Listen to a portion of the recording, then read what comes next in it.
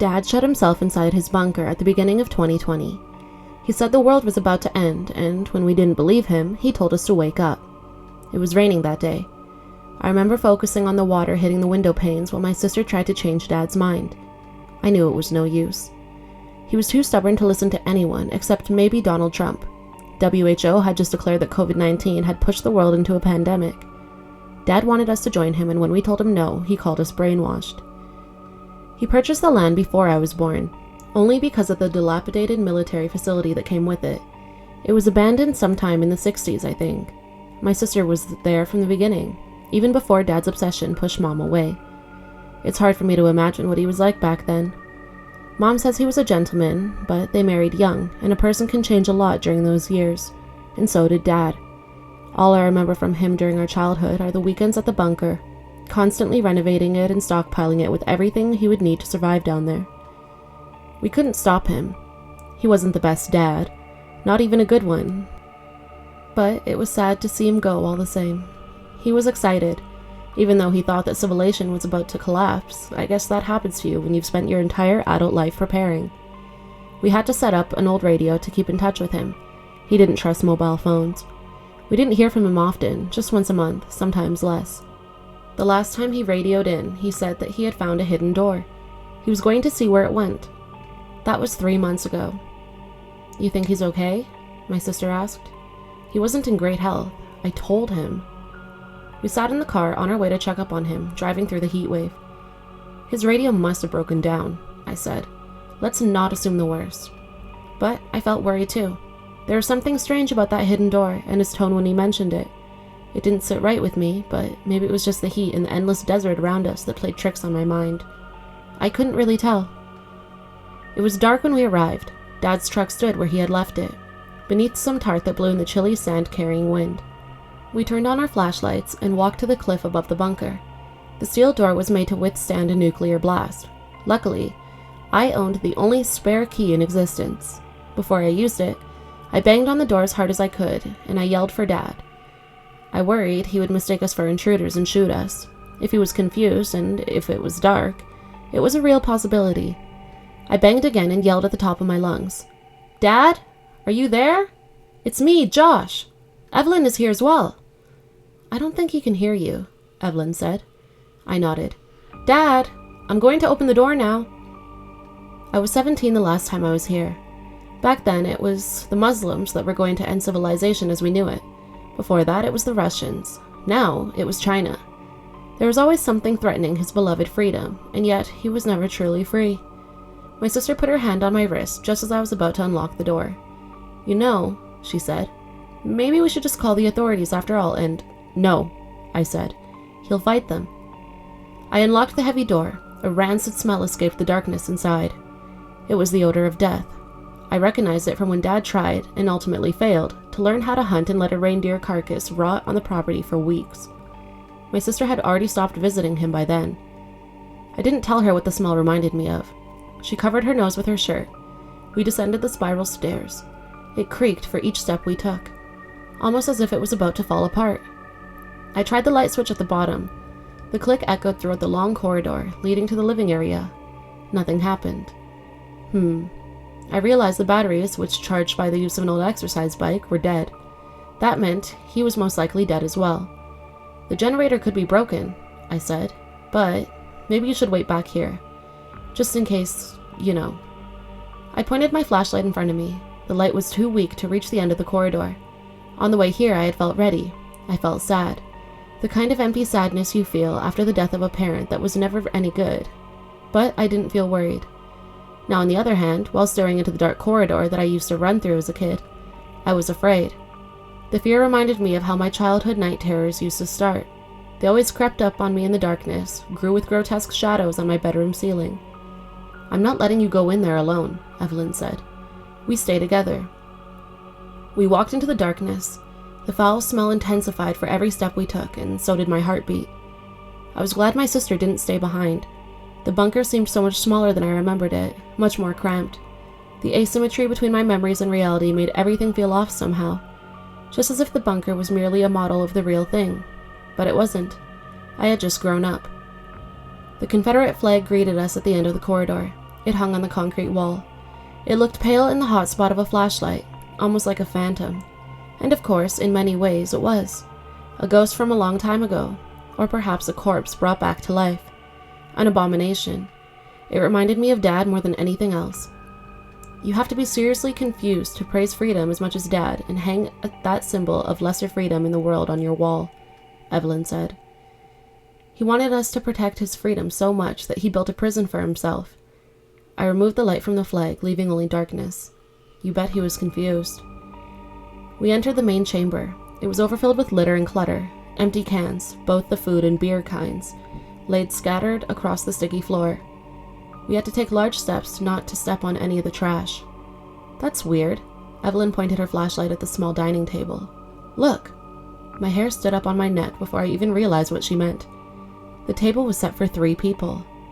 I didn't say anything for a moment, trying to process what I was seeing, and just then, I was about to speak, my sister interrupted me. Who the fuck was here with him? We don't know, I began. I mean, he might have left the old plates on the table and... A sound of something falling to the ground came from the other room, further away into the bunker. I pointed my light in its direction, but couldn't see what made it. Dad? I yelled. It's me, Josh. You there? No response. I'm afraid, Evelyn whispered. Something isn't right. I only vaguely heard what she said. My focus was on something else, something on the wall at the other end of the room. That's not supposed to be there. I slowly walked towards it. That must have been what he talked about over the radio. Dad had hacked away at a layer of concrete for whatever reason, and uncovered a rusty metal door behind it. It stood ajar. A lukewarm, musty breeze came out of it. My sister walked up to me as I carefully pried the door open with the back of my flashlight. I felt my heart in my throat. I could hear my sister begging for us to leave, almost in tears, but I needed to know what was behind the door. It was imperative to understand what had happened here. I needed to know. I needed closure. What in heaven's name? Evelyn looked over my shoulder. Why is this here? Behind the door was a room about the size of a broom cupboard. It was unremarkable except for a circular hole in the middle of the floor. I shone my light into it, but I couldn't see the bottom. Just as I thought, it was big enough for a person, my sister said. Do you think he fell? Drops of sweat from my forehead fell down the pit. I felt dizzy and stepped back, afraid I would fall inside. My sister picked up a can filled with some rotten beans and threw it down the hole. It clattered against the walls as it bounced from one side to another. The sound faded away until we couldn't hear it anymore. There was no indication it touched the bottom. I stretched out my hand and held it above the opening. It's warm, I said. The air, I mean. Maybe he fell. Evelyn stepped back, almost as if she was convinced. Can we please just get out of here? She reached for my arm. We can return with the police. Please, Josh. It wasn't dark when Dad found this, I said. He would have seen the hole. Josh, please? Just give me a moment to think. I walked toward the hallway that led to the other rooms, desperately hoping to find him. For some reason, it was important for me to see him, to be able to leave without wondering. I needed to know that he was truly dead. I just want to... I stopped myself after I accidentally pointed the flashlight on the floor in the middle of the hallway, revealing a pair of feet. I think I found him. I ran up to the body. Wait! Evelyn yelled and reluctantly followed me to avoid being left alone. It wasn't Dad. I screamed upon the realization. My mind couldn't comprehend what I had just seen. I spun around and tried to run away, completely acting on instinct, and crashed into my sister. She grabbed me, kept me still, and as she looked behind me, down at the dead body on the floor, she began to cry while her hands trembled uncontrollably against my shoulders. Oh my God, she said. How is it possible? It's you! Let's get the fuck out of here, I said. Move. There was nothing that could explain this, and the more my mind tried to, moving in an endless loop doing so, the dead grew inside me. I only got a glimpse of the body before I panicked, but my sister was right. The half-rotten face was the same as mine, with a bullet hole in the middle of the forehead. We stumbled our way through the living area, tipping over chairs and kicking cans all over the place. And just as we were about to get out of the mess, a familiar voice echoed through the hallway we had just escaped. Josh? It was Dad. We both stopped in our tracks. Is that you? Josh? Dad? I yelled back. What the fuck is going on here? Don't worry. It sounded like he was at the other end of the bunker, possibly inside the storm room. I killed the son of a bitch, put a bullet right in between his eyes. "Come out from there," I yelled. "We have to leave. It's not safe here." Silence. "Something is wrong," Evelyn said. "I don't think—" "Dad!" I yelled. "Come out." "I can't move," Dad said. "I'm stuck under a shelf. I'll need your help, son." I turned to my sister. "Go back up. I'll get that old bastard out of there. We'll be right behind you, okay?" "Think, Josh," Evelyn begged. "You think he's been stuck under a shelf, or—" I should have listened. But even after what I had just seen, I couldn't bring myself to even consider something as outlandish as what my sister was suggesting. It was simply too far-fetched, too unbelievable to penetrate all the layers of presumptions about reality. It couldn't be. It just couldn't. Hence, I ran back to the hallway, yelling for my sister to go back up to the surface and wait for us there. "I'm coming, Dad." I only slowed down to carefully step over the corpse that bore my face. Perhaps, I thought, it was just a coincidence, a burglar that had just happened to look like me. After all, the face had begun to rot. It wasn't obviously me. I felt stupid, and I almost convinced myself that it was just my childhood fear of the dark coming back to life down there. And then, just as I was about to walk past the small composting toilet that stood inside a small room at the end of the hallway, I stopped. Shivers spread across my entire body, paralyzing me. Dad sat on the toilet, his gun still hung from his trigger finger, and his brain was splattered across the wall behind him. He had a journal in his lap, covered in blood. "Josh!" Dad yelled from the darkness. "Help me!" I was frozen in place, both by fear and confusion, unable to make any decisions. "Come on, Josh!" Dad kept yelling. "I need your help, son!" My mind was racing. There was no way of knowing who was who. When I heard Dad's voice yelling for me while watching his dead body, nothing but absolute terror reverberated inside me. I slowly reached for the journal in Dad's lap and grabbed it, hoping it would shed some light on the situation. I was just about to open it when my sister screamed. I ran back, this time jumping over my doppelganger's body, and found her looking at something at the corner of the main chamber. "I told you," I said, but I changed my mind. "Are you okay? What happened?" "It's—" she cried. "It's me!" Crawled up in the corner was her naked dead body. Her head had been twisted in such a way that the neck had been broken. "There's something seriously wicked going on here," I said. "Dad shot himself in the head a long time ago by the looks of it, and he keeps yelling for help. Let's get back to the car now."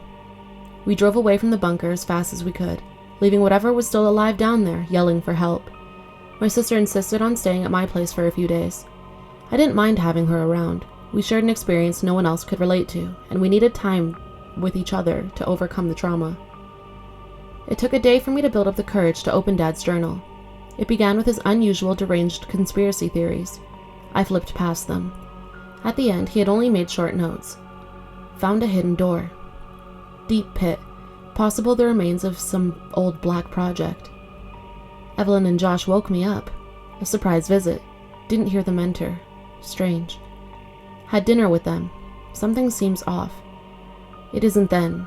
They tried to make me illegible. God help me. It isn't them. I shot the son of a bitch right between the eyes. Hiding in the bathroom now. This will probably be my last entry. God, forgive me. Chills went down my spine as I read the last entry on the blood-drenched page. I never got the other one. She's still out there somewhere. I only got one bullet left. I won't allow her to do that abhorrent thing to me. Forgive me. My sister has been cooking for hours. She just called me from the kitchen. "Josh? Come here. I want to show you something."